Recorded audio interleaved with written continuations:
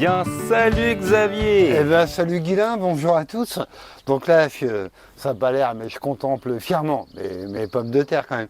Vous vous rappelez qu'on avait planté des pommes de terre sous foin autour du 19 mars de la Saint-Joseph, ce qui est une date relativement traditionnelle pour faire de la pomme de terre primeur. Je tiens à préciser, faire des pommes de terre sous foin, oui, ça marche. Sous paille, déchetons, etc. Oui, ça fonctionne, bien sûr. Ça n'empêche pas de faire des pommes de terre butées avec la terre, etc. Donc c'est toujours l'idée du avec et pas sans.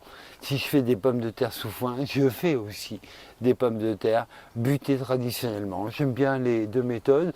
Moi, je suis issu du monde rural. Et donc, bah voilà, je ne me vois pas une année ne pas buter de pommes de terre. Néanmoins, ça fonctionne très bien sous foin. Paille, je suis un petit peu plus partagé, parce que le souci de la paille, c'est qu'elle n'est pas toujours très très bien battue. Et donc à ce moment-là, s'il y a un petit peu de grain dedans, on va tirer les rongeurs. Je trouve que le foin et les déchets de tonte attirent moins de rongeurs. Et de limaces, il y en a quand même, il y a un risque toujours. Néanmoins, c'est à peu près tamponné par les limaces. Il y en a un qui nous aide beaucoup, c'est le petit lézard des murailles. Le lézard gris, là, lui, il fait un super boulot, il adore les petites limaces noires, qui sont celles qu'on redoute le plus au potager. Tout à l'heure, en arrivant, on a vu un beau carabe doré. Le carabe, c'est un super prédateur de limaces. Donc, j'ai la chance et la malchance ici d'être sur un sol hydromorphe, c'est-à-dire qui retient l'eau, ce qui fait que j'ai peu de rongeurs. Parce que, en fait, les galeries inondent. Alors là, surtout cette année, hein, je n'explique pas, les pauvres, hein, dis donc, là, à mon avis, ils flottaient dans les galeries. Hein. Donc, bah, voilà nos pommes de terre. Donc, tu vois, j'ai commencé à ramener un peu de déchets de tonte. J'ai la chance d'avoir des voisins qui m'amènent du déchet de tonte. Alors, on y va. Donc, ce qu'il faut, et hop là, ce qu'il faut, c'est éviter absolument que les tubercules voient la lumière. Non pas pour qu'ils se forment, ils se formeraient quand même, mais parce qu'à la lumière, ils verdissent. C'est signe du développement d'un alcaloïde toxique, la solanine. Donc en fait, le butage, il est vraiment destiné à priver la plante de photosynthèse. Il ne faut pas qu'il y ait cette activité au niveau des tubérisations de tiges. Donc, alors, il est vrai que le foin est un peu embêtant, moi, je trouve, parce qu'il a toujours tendance à s'écarter, les pommes de terre remontent, etc. Ouais, j'ai le même problème. Moi, Ouais. je dois retasser près du pied. Voilà. Alors, je trouve que le déchet de tonte, en fait, il est assez pratique pour ça. Il nous permet vraiment de faire un truc qui soit, entre guillemets, imperméable à la lumière. Alors, vous voyez, bon, l'idée, c'est pas de les enfouir complètement. Hein. On se souvient que l'activité d'une plante, c'est la photosynthèse quand même. Si vous l'empêchez de faire de la photosynthèse et vous lui ramenez ça sur la tête, elle ne va pas être bien du tout. Bah, j'ai essayé, ça marche pas. Ouais, Non, c'est pas fait pour. Hein. En fait, il faut vraiment. Ça pourrit. Ah oui, il faut vraiment. Alors après, c'est pareil. Sur cette idée du butage, toujours en prévention mildiou, puisque sur les pommes de terre, on a vraiment cette crainte du mildiou. Moi, on m'avait dit qu'il faut éviter de buter sur feuillage humide. Ce qui me paraît assez logique, puisqu'on enferme l'humidité pour un bon moment. Donc là, c'est exceptionnellement cette année, c'est bien sec. Donc bah voilà, on va pouvoir y aller.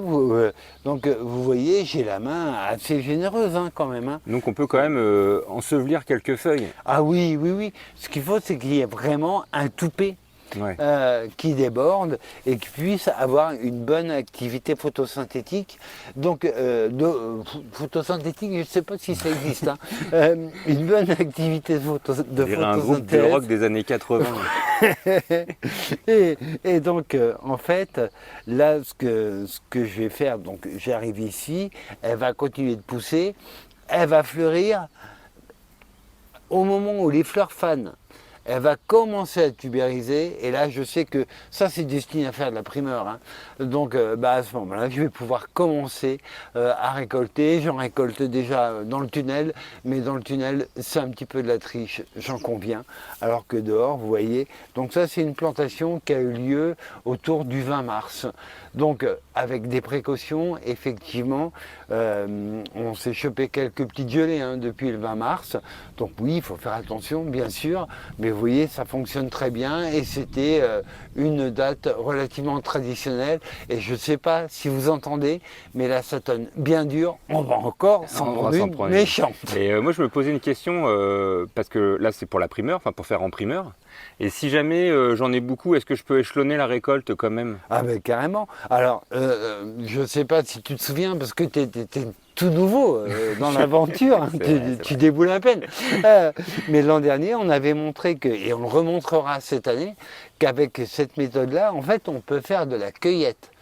C'est-à-dire, qu'on ouvre, on prend les tubercules les plus gros, les mieux formés, Ah oui, oui. et on referme. Et comme ça, les autres tubercules vont continuer de grossir et on peut complètement attendre qu'ils soient mûrs, on peut complètement échelonner la récolte. Mais ça peut faire de la pomme de terre de conservation si on Ah attend oui, longtemps? complètement. Bah ouais, ouais, si tu la laisses achever son cycle, et à quoi on voit qu'elle achève son cycle, c'est une vivace non persistante, vivace par ses tubercules, et donc en fait à un moment tu as le feuillage, on dit, même si l'expression est un peu fausse, qui se vide dans les tubercules, tu vois, donc le feuillage qui jaunit. On arrive à la fin du cycle, en général c'est quand le feuillage est jauni aux 2/3 qu'on le fauche, on attend un petit peu et puis après on récolte en pommes de terre de conservation. Mais si tu veux, on pourra en garder 1 ou 2 pieds là, cette année comme ça. J'en ai dans le tunnel aussi là qui sont assez jolis. On va avoir la tour à pommes de terre.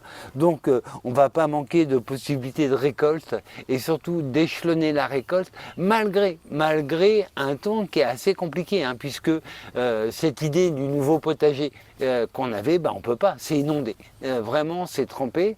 Donc assez souvent, on me demande comment on fait sur des sols argileux, la terre colle, on ne peut pas y aller. Faut trouver toutes les astuces comme ça, en fait. Là, vous voyez, le potager, c'est impossible d'y aller. Là, si je me mets comme ça, je ne m'enlève pas, hein. Hop, je m'enfonce. Mais vous voyez, là, les pommes de terre, mais il n'y a pas de problème.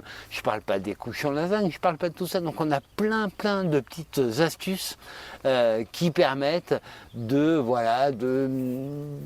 s'extraire un petit peu de conditions météo difficiles. Néanmoins, j'ai peur qu'on soit sur une année à choux. On va voir, mais plus à choux qu'à tomate, a priori. Super, merci beaucoup Xavier, à très bientôt. Ouais, à bientôt.